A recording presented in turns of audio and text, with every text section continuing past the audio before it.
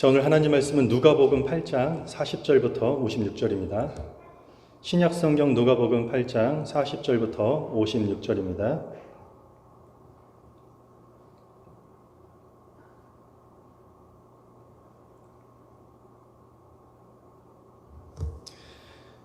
(40절부터) 56절입니다. 저와 여러분들이 한 절씩 교대로 교독하겠습니다. 예수께서 돌아오심에 무리가 환영하니 이는 다 기다렸음이러라.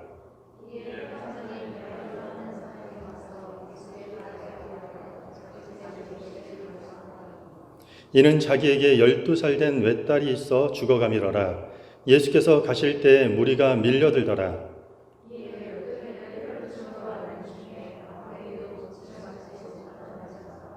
예수의 뒤로 와서 그의 옷가에 손을 대니 혈류증이 즉시 그쳤더라.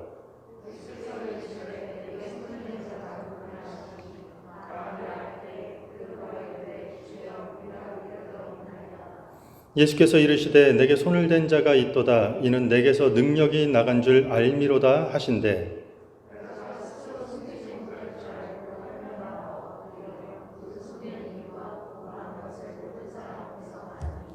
예수께서 이르시되 딸아 네 믿음이 너를 구원하였으니 평안히 가라 하시더라.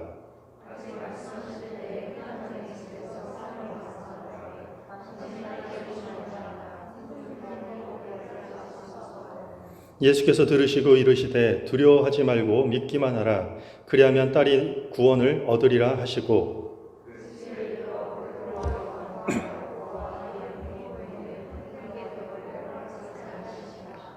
모든 사람이 아이를 위하여 울며 통곡하며 예수께서 이르시되 울지 말라. 죽은 것이 아니라 잔다 하시니 예수께서 아이의 손을 잡고 불러 이르시되 아이야 일어나라 하시니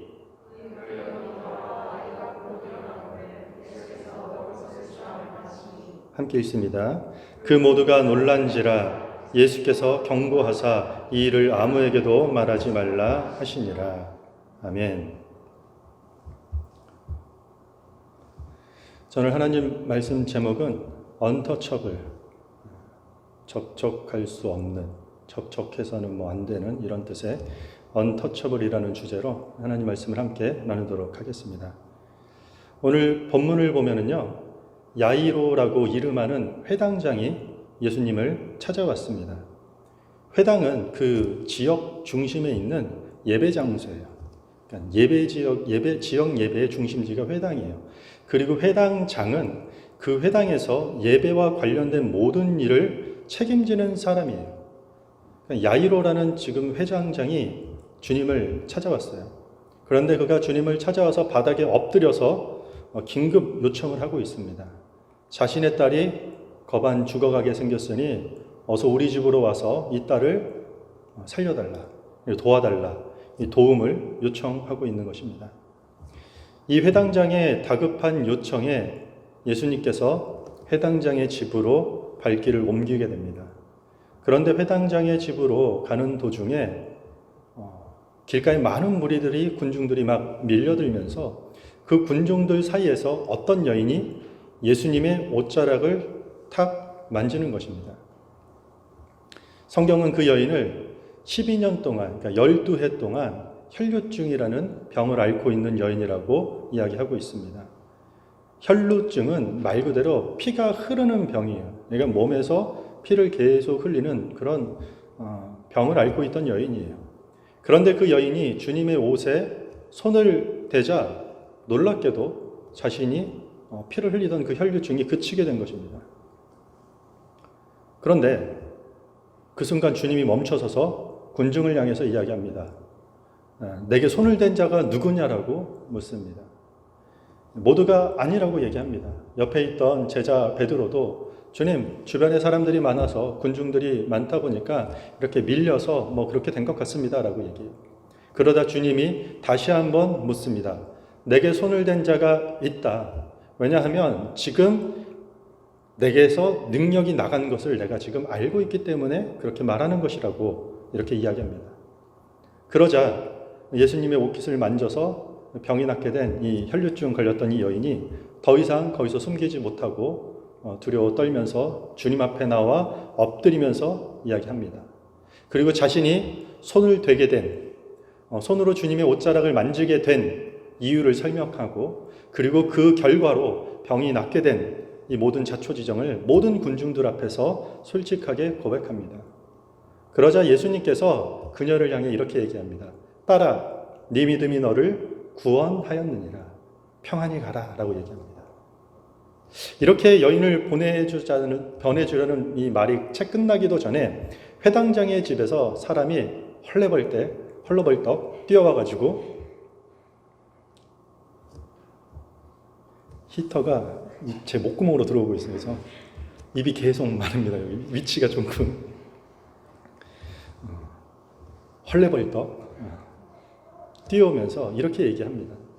지금 아이가 회당장의 딸이 지금 죽었다는 것이에요.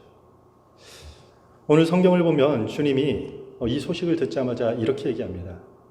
두려워 말고 믿기만 하라.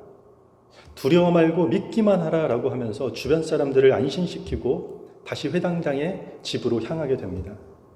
회당장의 집에 도착하니까 이 소녀, 회당장의 딸, 야이로의 딸, 12살 먹었던 딸이 죽은 이유로 많은 사람들이 지금 울면서 애통하고 있습니다. 주님은 그들을 향해서 울지 말라고 이야기합니다. 울 필요 없다.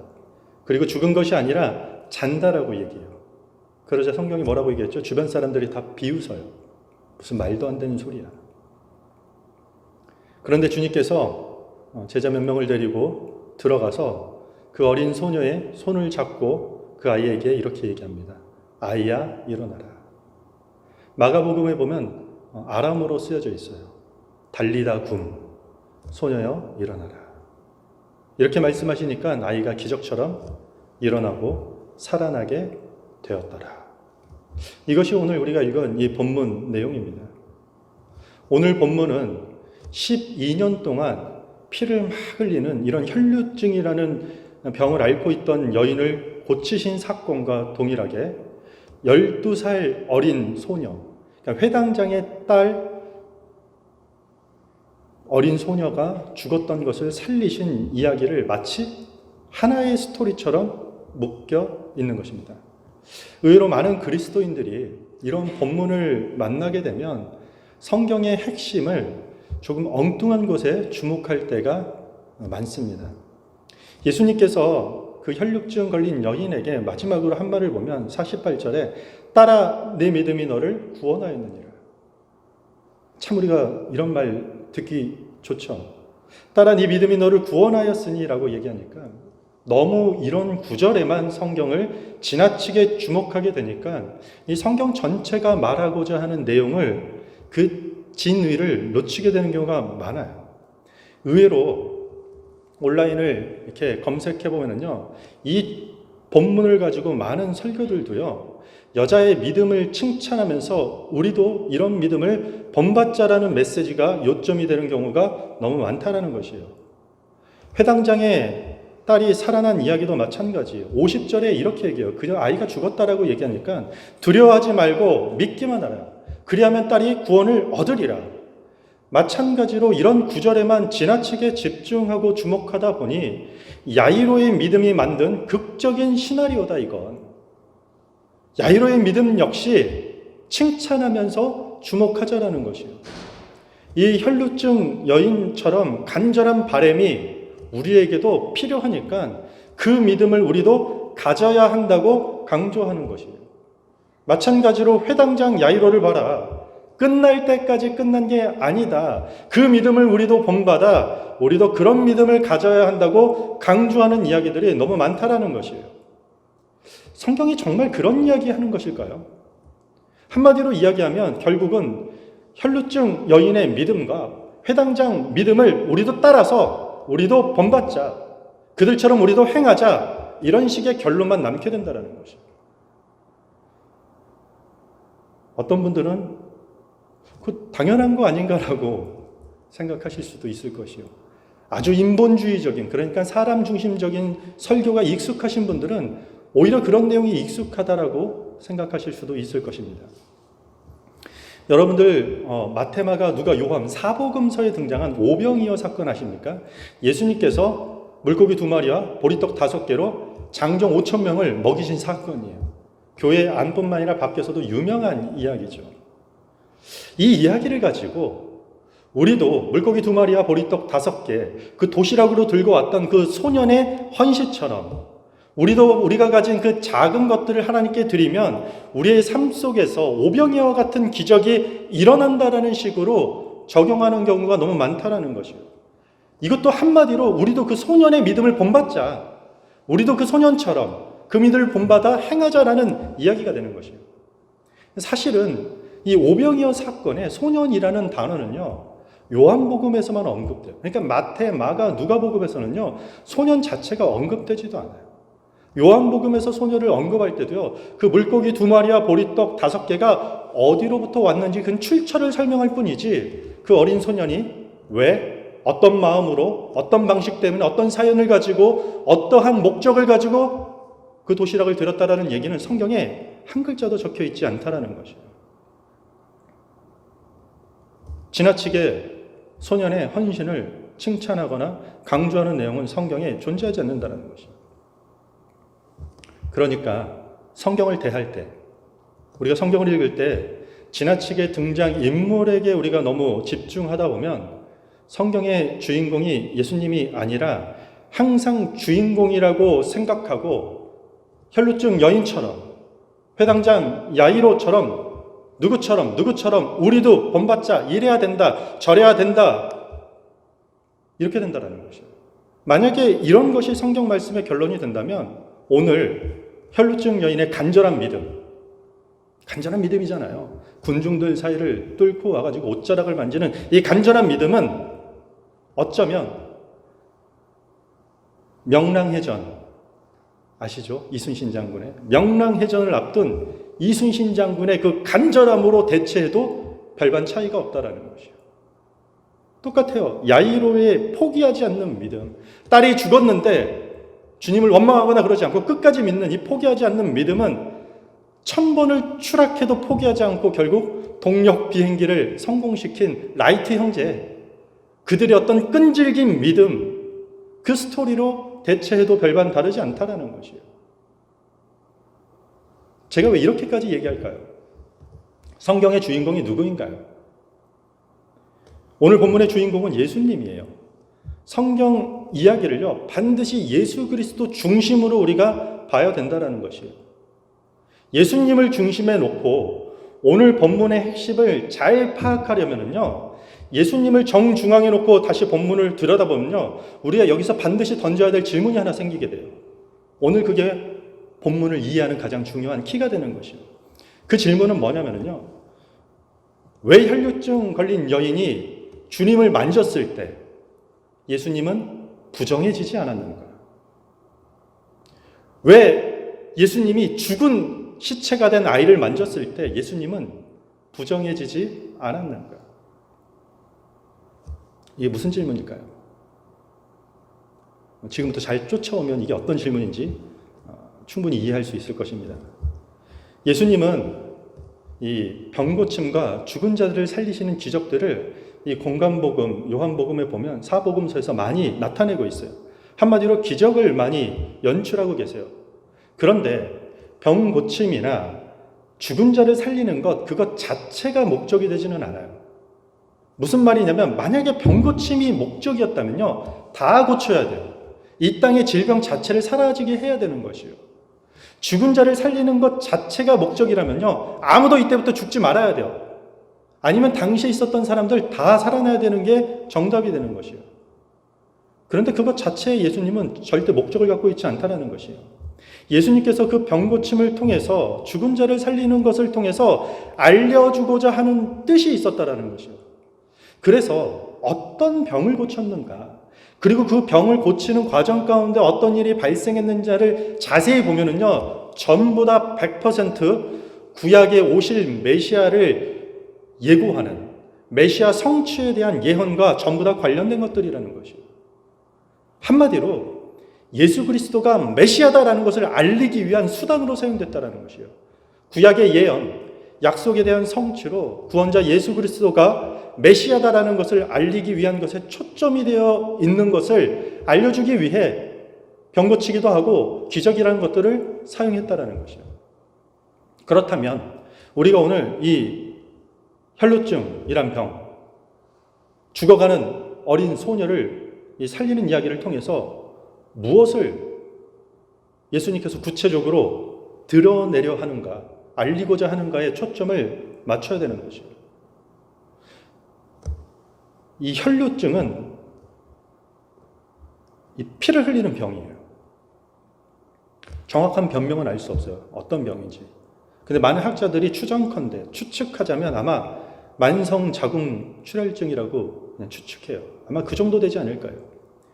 갑자기 하혈하기 시작하고 피를 흐르기 시작하면 멈추질 않는 것이에요.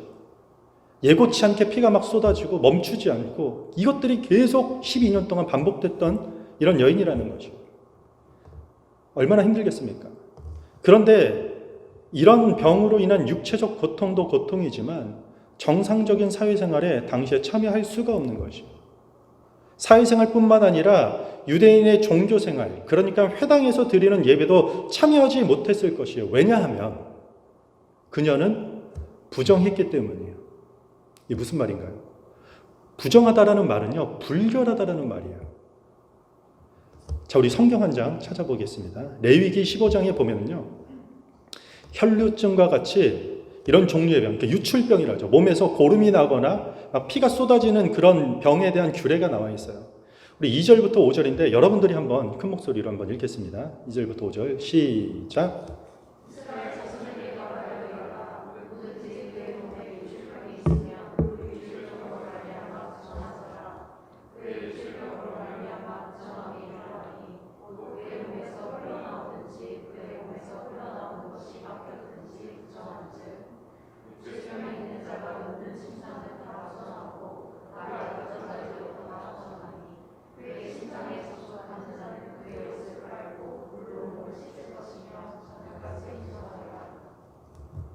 지금 유대인들이 가장 중요한 율법에 의하면 뭐라고 하죠? 유출병. 그러니까 몸에서 피나 고름이 이런 진액들이 나오는 사람을 부정한 자로 아예 규정하고 있다라는 것이요. 그리고 심지어 그가 누운 침대도 부정한 자리가 되는 것이요. 근데 심지어 그가 누웠던 침대에 다른 사람이 간접 접촉하게 되면은요, 그 사람도 부정해진다라는 것이요. 12년 동안 피를 흘렸던 이 여인의 삶이 어땠을까요?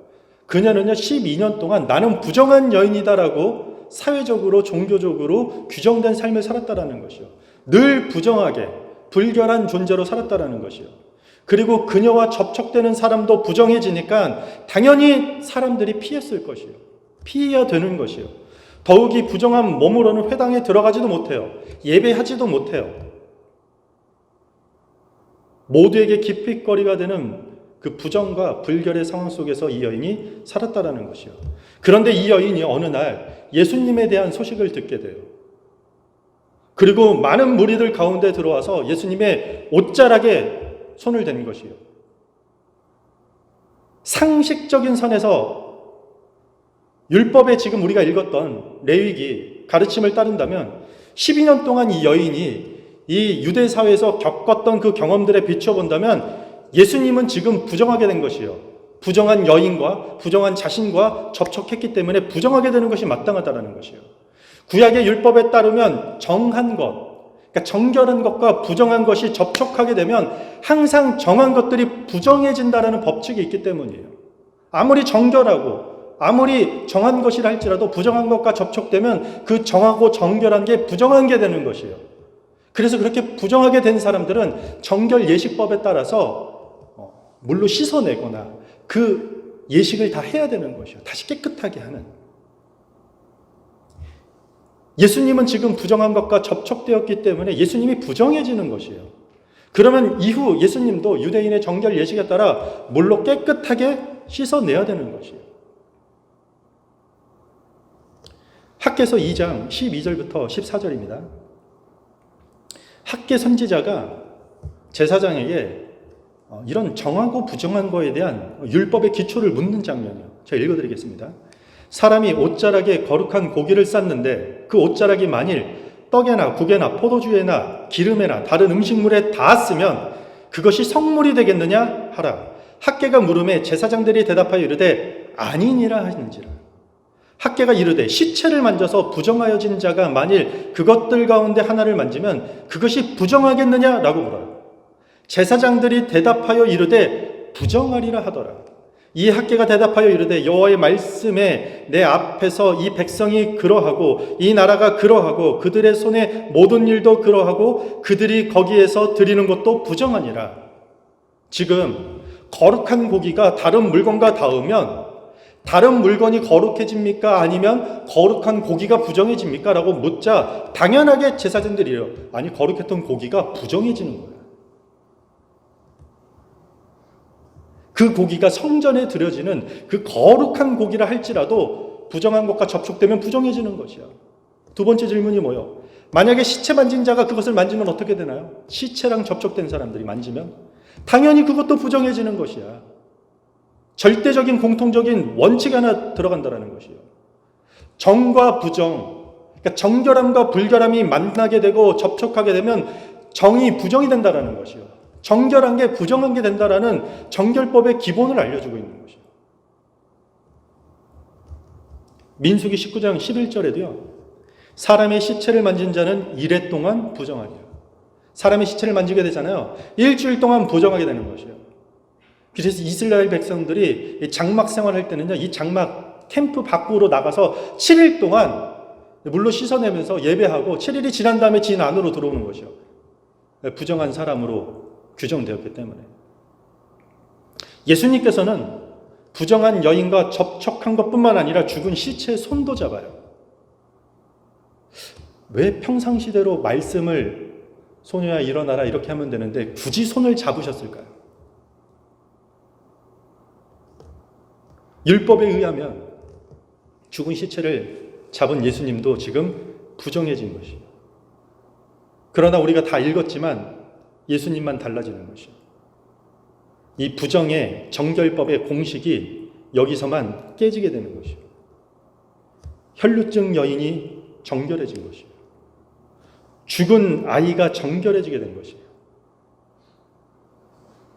원래는 성경 전체는 정결법의 전통법에 의하면 정한 것은 부정한 거랑 만나게 되면 다 부정해져서 정결 예식을 치러야 되는데 지금 예수님만 이 정결법의 규칙이 깨졌다라는 것이에요.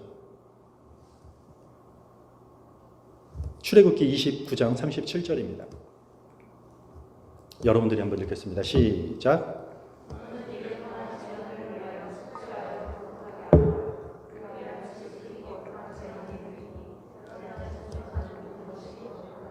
아멘.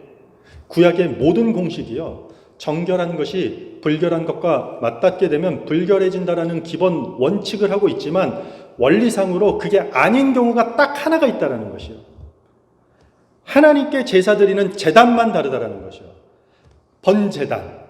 아무리 불결하고 아무리 부정한 것이라 할지라도 하나님 앞에 속죄제를 치르기 위해 그 물건들을 부정한 물건들을 갖다가 접촉시키면 그 제단이 부정해지는 것이 아니라 그 물건들이 외부로부터 온 것들이 오히려 거룩해진다라는 것이에요. 부정의 법칙을 깨는 유일한 상황에 대해서 구약에서는 이 제단을 이야기하고 있는 것이요.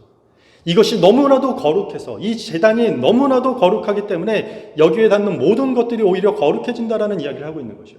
출애굽기 이후 30장에 가면은요, 이 번제단뿐만 아니라 성전 안에 다른 기물들도 이러한 기능을 갖고 있다라는 것이요. 제단을 비롯한 이 기능들은요, 공통 분모가 하나 있어요. 전부 다 뭐냐면은요, 이것들이 거룩해질 수 있는 이유, 여기에 들어와서 접촉되는 모든 부정한 것들이 거룩해질 수 있는 이유는 속죄제를 드리기 위해 그 모든 것에 어린 양의 피를 바르기 때문이라는 것입니다. 한마디로 예수님과 접촉한 이 혈루증 여인이 깨끗하게 된 이유는 예수 그리스도께서 어린 양의 보혈의 본체가 되기 때문이란 걸 지금 구약의 이야기를, 구약의 율법을, 구약의 가장 예외되는 하나의 단 정한 것이 부정을 만났을 때 깨지는 상황들을 지금 예수님 상황을 통해서 보여주고 있는 것이요. 그분이 속죄의 근원이 되기 때문에 그분께 닿은 혈루증 여인은 주님을 절대로 부정하게 만들 수 없다라는 것이요. 오히려 자신이 거룩하게 되는 것들을 지금 보여주고 있는 것이요. 이 여인이 정결하게 되었다는 것이요. 죽은 소녀의 손을 잡은 예수님이 부정해진 것이 아니라 구원의 근원 되시는 예수 그리스도와의 접촉을 통해 오히려 소녀가 살아나게 된 것이요. 오늘 본문에 가장 핵심적이고 중요한 얘기는요, 바로 이것이에요. 반드시 부정한 것과 만나면 부정해져야 될 존재인데 왜 예수님만 부정해지지 않았냐는 것이요. 그러면 그 예수는 과연 누구인가를 지금 예표하고 보여주기 위한 그림으로 지금 등장하고 있다는 것이요. 여러분들 인도의 카스트 제도 아시죠? 우리 카스트 제도. 4개에 분리된 사회의 계급으로 모든 것이 차별되고 구분되는 제도예요. 많은 사람들이 조금 오해하는 게 있어요. 카스트 제도는 법적으로 폐지됐다 이렇게 생각하는 분들이 있지만 정확하게는 그 제도가 폐지된 것이 아니라 카스트 제도에 의한 차별하는 것이 법으로 폐지된 것이에요. 그러니까 그 계급으로 인해서 그 제도로 인해서 차별하지 말라라는 게 그냥 법으로 만들어진 것이에요. 이 제도는 인도 사회에서 여전히 존재하고 있습니다. 법으로 차별을 폐지했음에도 불구하고 여전히 이들 사회에서는요, 심각한 차별이 계속되고 있어요. 최하위 계층은요, 정상적인 취업 불가능한 건 당연해요. 그리고 기본 생존권이 매일매일 침해받고 있어요. 인권도 없어요. 그리고 성적 폭행이나 무차별 폭력도 매일매일 반복되고 있어요. 지금 이 시간에도 이들은 차별받고 있고 이것으로 억압을 받고 있다는 것이에요. 오죽하면 지구에서 가장 억압받는 집단이라고 부르고 있어요. 이 가장 낮은 계급에 있는 이 사람들. 이 최하층 계급을요, 불가촉 천민이라고 불러요. 들어보셨죠? 불가촉. 접촉해서는 안 되는 천한 사람들이라는 뜻이에요. 이것을 영어로 얘기하면 오늘 말씀 제목이에요. untouchable. 접촉해서는 안 되는, 터치해서는 안 되는, 터치할 수도 없는 사람들이라는 뜻이에요.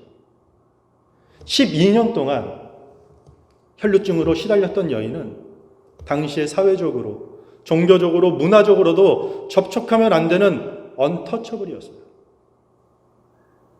마찬가지로 죽은 시체가 된 이미 죽어버린 야이로의 딸도 이제는 그 누구도 접촉하면 안 되는 untouchable이 된다는 것이에요. 왜냐하면 이들과 접촉하면 나름 정결하다고 생각하는 나 자신들도 그들 때문에 불결해지기 때문에 접촉하면 안 되는 것이었어요. 12년이라는 시간 동안 그 누구도 혈루증 여인의 문제를 해결해 줄 수 없었어요. 수많은 예배를 관장하면서 바리새인들과 깊은 유대관계를 맺고 살아가고 지역에서 명망이 높은 지위의 회당장도 자신의 딸의 죽음을 막을 수 없었다는 것이에요. 오늘날 우리 주변에 얼마나 많은 언터처블이 있습니까? 가까이 접촉해 보니까 나까지 불결해질 것 같아요. 관심 갖고 마음도 쓰고 잘 지내보고 싶어서 다가섰고 접촉하고 있는데 오히려 내 정결한 마음과 내 깨끗한 정성이 오히려 그 사람 때문에 부정하게 된 사람들이 얼마나 주변에 많습니까? 아니 어쩌면 접촉해 볼 필요도 없어요. 저 사람과 접촉하면 야 이거 나까지 더러워지겠다. 부정해지겠다. 한 번에 판단되는 사람들 너무 많지 않습니까? 안 봐도 비디오예요. 접촉해 볼 필요가 없어요. 그 사람의 말투, 하는 행동, 그 사람이 인간관계를 어떻게 맺어가는 방식들을 보면은요, 이기적이고 자기중심적이고 제멋대로고 무책임하고 거짓과 핑계가 온 몸의 생활 가운데 배어 있어요. 그런 사람들과 우리가 접촉하면은요, 우리 삶이 피곤하게 돼요. 귀찮게 돼요. 뻔해요. 한마디로 그 사람 때문에 내 깨끗하고 정한 삶이 불결해지는 것이에요. 부정해지게 되는 것이에요. 그래서 그런 사람들은 피해야 될 사람이 되는 것이에요. untouchable. 다들 있지 않습니까? 그들을 향해 우리는 어떻게 해야 됩니까? 욕먹어도 지적받아도 싸니까 욕하고 공격해야 되는 걸까요? 아마도 교회 다니시는 분들은 이거 안 하려고 노력 많이 할 것이에요. 그런데 다음 게 좀 힘들어요. 어차피 가까이 해봤자 피곤해지고 부담스러우니까, 나만 불결해지니까 무관심으로 모르쇠로 외면해버리는 것이에요. 왜냐하면 마치 구약의 율법같이, 이 지금 1세기 본문의 상황과 같이 정결법의 공식대로라면 우리가 아무리 정하다 할지라도 부정한 것과 접촉하게 되면 오히려 우리가 부정해진다는 것을 우리는 율법으로만이 아니라 너무나도 피부로 잘 알고 있기 때문인 것이에요. 그런데 그게 뒤집히는 사건을 지금 성경이 말하고 있는 것이에요. 모든 사람들이 불결한 연인과 접촉됐을 때 다 부정해져요. 심지어는요, 레위기에 보면은요, 21장에 보면 제사장들은 시체 만지면은요, 예배도 아무것도 진행하지 못하게 부정한 자로 낙인이 돼요. 절대 만지지 말라고 얘기할 정도예요. 그런데 그 모든 공식이 깨지는 사건이 오늘 본문이라는 것이에요. 그 부정한 것이 내가 아니라, 그 불결한 것이 내가 아니라 예수 그리스도와 접촉하게 되면 모든 상황이 완전히 달라진다는 것을 지금 보여주고 있는 것이요. 어떤 부정한 것이라 할지라도 그 어떤 불결한 것도 그게 소수가 됐든 다수가 됐든 그 사람들을 향해 untouchable, 접촉하면 안 되는, 조심해야 될, 멀리해야 될 사람으로 규정한다 할지라도 그 모든 사람들도 예수 그리스도와 접촉하면 정결해지고 정해지고 거룩해질 수 있다라는 얘기를 해주고 있는 것이에요. 우리가 예수 왜 믿습니까? 우리가 이렇게 날씨 좋은 날 여기 와서 예배 왜 드립니까? 우리가 왜 하나님을 붙듭니까? 우리가 아무리 접촉해도 정결은커녕 나까지 더러워질 수 있는 세상. 그런데 우리는 정작 어떻습니까? 아주 정결한 삶을 삽니까?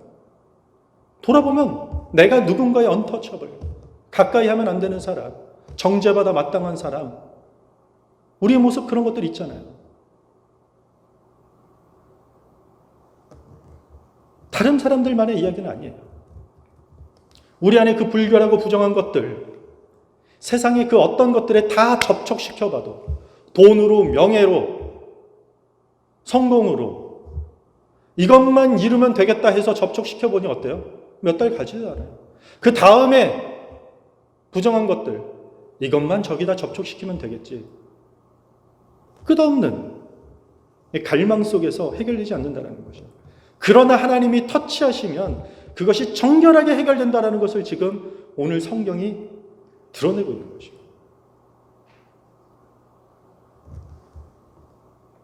우리 주변에 돌아보면은요, untouchable 너무 많아요. 아무도 그 사람과 접촉하기 싫어하고, 나도 적당한 거리를 두면서 접촉하기 싫어한 그런 untouchable이 너무 많다라는 것이요. 우리 능력으로 안 돼요. 아무리 해도 안 돼요. 오히려 나까지 부정해지는 그런 힘든 걸 겪을 때가 너무 많다라는 것이요. 그들은 우리의 터치가 필요한 게 아니라 하나님의 터치가 필요한 사람들이라는 것이요. 내가 못해요. 접촉해봤자 나까지 부정해져요. 그래서 그들에게 주님이 필요하다라는 것이요. 우리도 그렇잖아요. 말씀대로 살아내려고 막 하다가도 부정해지고 불결해지는 우리의 마음과 생각에 뭐가 필요한가요? 다른 사람들의 위로만으로 다 되나요? 해결 방법이 되나요? 24시간 나를 도와주는 사람들이 있나요? 요술램프 지인이같이 부르면 다뤄와서 다 해결해주는 일들이 삶 속에 있나요? 없어요. 하나님의 터치가 필요하다는 것이. 하나님이 만지면요, 누구도 접촉할 수 없는, 접촉해도 해결되지 않는 그 어떠한 부정한 것들도 정결해진다라는 그 소망을 여러분들 잊지 않길 바랍니다. 이것이 신앙이에요. 이것이 믿음이라는 것입니다. 말씀을 정리하겠습니다. 아무도 접촉하기 싫어하는 untouchable, 주변에 있지 않습니까? 사람들이 무관심해하는 언터처블. 우리가 접촉한다 할지라도 절대 해결되지 않습니다. 그래서 우리는 그들을 향해 복음 들고 나아가는 것입니다. 임마누엘의 하나님께서 그 길에 동행하여서 내가 접촉하니 안 되니 하나님이 접촉하길 바라는 마음, 내가 도저히 어루만져줄 수 없으니 하나님이 어루만져줘야 되는, 그렇게 정결해지도록 하나님이 만져주실 것을 기대하고 살아가는 사람들을 우리는 그리스도인이라고 하는 것입니다. 그리고 그 행여, 그 과정 가운데 그렇게 하나님 믿고 하나님 복음 붙들고 나아가는 과정 가운데 우리의 마음도 반드시 부정해질 때가 있어요. 원망과 짜증과 불평과 낙심이 찾아올 때가 있다라는 것이요. 그때 하나님, 이 부정한 제 마음 가운데 하나님 만져주시옵소서. 아무도 만질 수 없는 여기 하나님이 터치해 주시옵소서. 그렇게 제 마음을 다시 정결하게 하여 주시고 거룩하게 하여 주시옵소서라고 기도하는 사람들이 우리 기독교인이라는 것입니다. 주님의 터치, 주님의 그 어루만지심을 우리가 기도하고 그것들을 기대하는 거룩한 교회와 성도가 되기를 주님의 이름으로 축원합니다.